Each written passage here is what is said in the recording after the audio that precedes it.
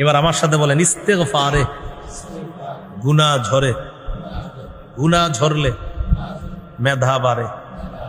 যত বেশি ইস্তেগফার তত বেশি গুনাহ ঝরবে, যত বেশি গুনাহ ঝরবে তত বেশি মেধা বাড়বে। এই ছাত্র ভাইয়েরা, গুনাহ করা যাবে না, ইস্তেগফার পড়বেন, গুনাহ ঝরবে, গুনাহ ঝরলে মেধা বাড়বে, মেধা বাড়লে কোরআন সুন্নাহ দিলে বলবে। ইস্তেগফারের আমল বাড়ায় দেন, ইস্তেগফারে কলব সাফ হয়। এখন ইস্তেগফার বেশি পড়বেন না সুবহানাল্লাহ। জামায় ময়লা থাকলে সাবান, ময়লা না থাকলে আতর। কলব ময়লা আছে, ইস্তেগফার, ইস্তেগফারের মাধ্যমে কলবের ময়লা দূর করলাম। এবার কলব সুবহানাল্লাহ দিয়ে সাজান। জামায় ময়লা সাবান, জামায় ময়লা নাই ধুয়ে ফেলছে, এবার কি করতে হবে? আতর।